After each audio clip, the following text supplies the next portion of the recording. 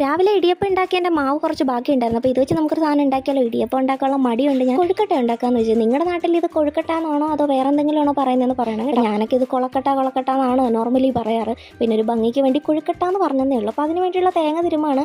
ഇപ്പോഴത്തെ തേങ്ങയുടെ വില വെച്ചിട്ട് ഇവന് ഞാൻ ഒരു തുള്ളി പോലും കൊടുക്കണമല്ല. പിന്നെ പാവല്ലേ എന്ന് വെച്ചിട്ട് കുറച്ച് കൊടുക്കുകയാണ് കേട്ടോ. അപ്പോൾ ഞാൻ കുറച്ച് തേങ്ങ എടുത്തിട്ടുള്ളൂ. ഇത് നമ്മൾ കുറച്ചല്ലേ ഉണ്ടാക്കുന്നുള്ളൂ. അപ്പോൾ ആവശ്യത്തിന് വെള്ളം ആദ്യം കുറച്ച് എടുത്തിട്ട് ഇത് പിഴിയുന്നതാണെന്നല്ല, ഞാൻ മൊത്തത്തിൽ വെള്ളം കൂടെ ഒഴിച്ചിട്ടാണ് പിഴിയാനിരുന്നത്. അപ്പോൾ അതുകൊണ്ട് കുറച്ച് പാടായിരുന്നു കേട്ടോ. മണ്ടത്തരങ്ങൾ എൻ്റെ കൂടപ്പുറപ്പ് ആയതുകൊണ്ട് പിന്നെ പറഞ്ഞിട്ട് കാര്യമില്ലല്ലോ. പിന്നെ ഉള്ളത് വെച്ച് നമുക്ക് എങ്ങനെയെങ്കിലൊക്കെ പിഴിഞ്ഞെടുക്കാമെന്ന് വെച്ചാൽ പിഴിഞ്ഞിട്ട് ഇത് നേരെ നമ്മൾ അടുത്തോട്ട് വെച്ചു കേട്ടോ. എന്നിട്ട് നല്ലതായിട്ട് തിളച്ച് വരുമ്പോൾ വേണം നമ്മൾ ആ ഉണ്ട ഉരുട്ട് വെച്ചിരിക്കുന്ന കൊഴുക്കട്ടയുടെ സംഭവങ്ങൾ എടുത്ത് ഇട്ട് കൊടുക്കാൻ. അല്ലാതെ ഇട്ടാൽ ഇത് പൊടിഞ്ഞു പോകും കേട്ടോ. എന്നിട്ട് പഞ്ചസാര ഇടാൻ നോക്കിയപ്പോഴാണ് പഞ്ചസാര തീർന്നത് വരെ ഞാൻ അറിഞ്ഞത് കേട്ടോ. ഇനിയിപ്പോൾ കുറച്ച് കഴിഞ്ഞ് പോയി മേടിക്കാമെന്ന് വെച്ചാൽ ഞാൻ അതുപോലെ അടച്ചു വെച്ചു. എന്നിട്ട് കൊഴുക്കട്ട നല്ല വെന്ത് കുറുകി വരാനായിട്ട് നമ്മൾ വെയിറ്റ് ചെയ്യാൻ കേട്ടോ. നന്നായിട്ട് കുറുകി വരുമ്പോഴാണ് ഇതിൻ്റെ ടേസ്റ്റ് ഒക്കെ വരുന്നത് കേട്ടോ. അപ്പോഴത്തേന് രാവിലെ ഉണ്ടാക്കിയ ചിടിയപ്പോൾ ഞാൻ പൊന്നപ്പനെ കൊടുത്തുകൊണ്ടിരിക്കുകയാണ്. വാരി കൊടുത്തെല്ലാം വായി സ്റ്റോക്ക് ചെയ്ത് വെച്ചിരിക്കുന്ന ഇരിപ്പ് ഉണ്ടല്ലേ. എന്നിട്ട് ഞാൻ നേരെ പോയി പഞ്ചസാര മേടിച്ചുകൊണ്ട് വന്നിട്ട് എന്നിട്ട് അതിൽ നിന്ന് കുറച്ച് ഇട്ട് കൊടുത്തിട്ടുണ്ട്.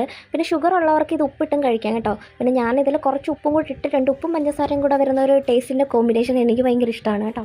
അപ്പോൾ അത് ഇഷ്ടമുള്ളവരാണെങ്കിൽ ഒന്ന് ട്രൈ ചെയ്ത് നോക്കാം കേട്ടോ. ഇത് നമുക്ക് നോർമൽ പാലിൽ ഉണ്ടാക്കാം. അതിന് കുറച്ചും കൂടെ വേറൊരു ടേസ്റ്റാണ് കേട്ടോ. അപ്പോൾ പൊന്നപ്പനെ ഇത് ഇഷ്ടപ്പെട്ടിട്ടുണ്ട് കേട്ടോ. അപ്പോൾ ഇന്നേക്ക് ഇത്രയേ ഉള്ളൂ. എല്ലാവരും സബ്സ്ക്രൈബ് ചെയ്തിട്ട് പോണേ. Tata bye bye, see U.